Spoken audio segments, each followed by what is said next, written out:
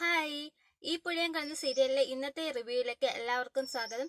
അങ്ങനെ നമ്മുടെ കാവേരി ആണെങ്കിൽ ടീ കപ്പ് റിസോർട്ടിലെ റിസപ്ഷനിസ്റ്റ് ആണല്ലോ. അങ്ങനെ റൂം ചോദിച്ചിട്ട് ഒരു ഫാമിലി വന്നു. ഫാമിലി വന്നപ്പോൾ റൂമിന്റെ റെന്റ് അവർക്ക് താങ്ങാൻ പറ്റാവുന്നതിൽ അപ്പുറമായിരുന്നു.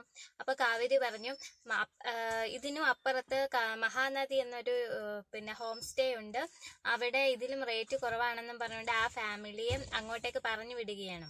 ഉടനെ തന്നെ കാവേരി ആണെങ്കിൽ ഗംഗയെ ഫോൺ വിളിച്ചിട്ട് അവിടേക്ക് ഒരു ഫാമിലി വരുന്നുണ്ടെന്ന്, റൂമും ഒക്കെ ഫുഡൊക്കെ അറേഞ്ച് ചെയ്യാനൊക്കെ ഗംഗയെ വിളിച്ചിട്ട് പറയുകയാണ്. ഗംഗയ്ക്ക് അങ്ങ് ടെൻഷനായി, ഇത്ര പെട്ടെന്ന് എന്തിനാ കാവേരി, ഇതൊക്കെ പറ്റുമോ, എനിക്ക് പേടിയാവുന്നൊക്കെ ഗംഗ പറയുകയാണ്. അപ്പൊ ഗംഗയാണെങ്കിൽ എങ്ങനെ അവരെ മാനേജ് ചെയ്യുന്ന ടെൻഷനിലായിരുന്നു. അങ്ങനെ കാവേരി ഉടനെ വിനീതിന്റെ അടുത്ത് ഫോൺ വിളിച്ചിട്ട് പറയുകയാണ്, വിനീതേട്ടനെ ഏൽപ്പിക്കുകയാണ്.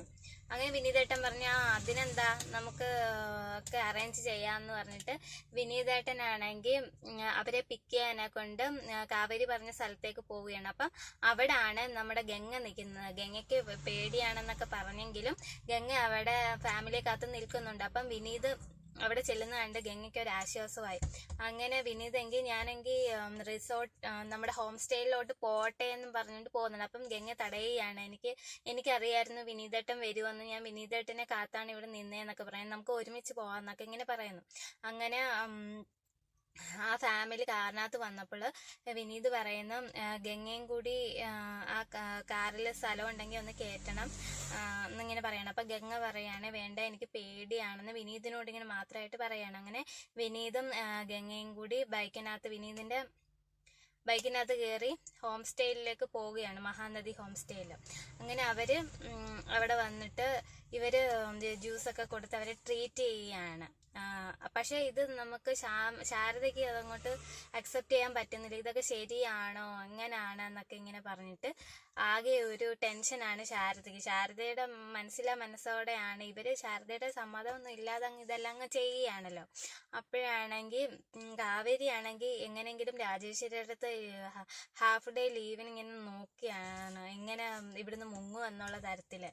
അപ്പോഴാണെങ്കിൽ അത് ആസിഫിന് ഒരു 5000 രൂപയുടെ കാര്യത്തിൽ കാവേരി ഒരു പാര പണിഞ്ഞിട്ടുണ്ടല്ലോ.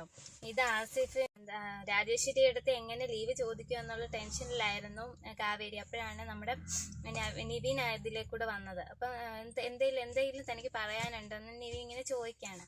പറഞ്ഞാൽ എനിക്ക് ആകെ തലവേദന, എനിക്കൊരു ലീവ് കിട്ടിയാൽ കൊള്ളാമെന്നുണ്ടായിരുന്നു. ലീവ് തരുന്നതൊക്കെ അമ്മയാണ്, അമ്മയോട് ചോദിക്ക്, തലവേദനയാണെന്ന് പറഞ്ഞാൽ ചിലപ്പോൾ അമ്മ സമ്മതിക്കുമായിരിക്കും എന്നൊക്കെ ഇങ്ങനെ പറയാണ്. അപ്പം എങ്കിൽ ഞാൻ രാജേശ്വരി മാഡത്തിൻ്റെ അടുത്ത് ഞാൻ ചോദിക്കാമെന്ന് പറഞ്ഞിട്ട് കാവേരി ഇങ്ങോട്ട് പോവുകയാണ്. അപ്പോഴാണെങ്കിൽ നമ്മുടെ ആസിഫ് ഇതിലേക്കൂടെ വരികയാണ്.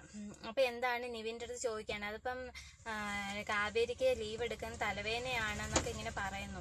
അപ്പം ആസിഫ് മനസ്സിൽ പറയാൻ, ഇപ്പം ഞാൻ നിനക്ക് ശരിയാക്കി തരാം, നീ 5000 രൂപയുടെ പാര എനിക്ക് വെച്ചില്ലേ, നിനക്കുള്ള പാര ഞാൻ തരാമെന്നും പറഞ്ഞുകൊണ്ട് ആസിഫ് അവിടുന്ന് ചാടി ഇറങ്ങി പോവുകയാണ് രാജേശ്വരി അടുത്ത്. അപ്പോഴത്തേക്ക് കാവേരി ആണെങ്കിൽ രാജേശ്വരി അടുത്ത് ലീവ് ചോദിച്ചുകൊണ്ടൊക്കെ ഇരിക്കുകയാണ്. അപ്പം തലവേദന, ഇതൊന്നും എഗ്രിമെന്റ് പറഞ്ഞിട്ടില്ലല്ലോ, അങ്ങനെയൊക്കെ ഇങ്ങനെ പറയാണ് രാജേശ്വരി. അപ്പം കാവേരി അങ്ങ് ടെൻഷൻ അടിച്ചിട്ട് ഇങ്ങനെ അങ്ങ് നിൽക്കുകയാണ്, എന്ത് പറയണം എന്നൊക്കെ ആലോചിച്ചിട്ട്.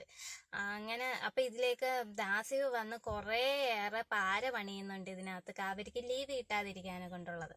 അങ്ങനെയാണ് നമ്മുടെ ഇന്നത്തെ എപ്പിസോഡ് തീരുന്നത്.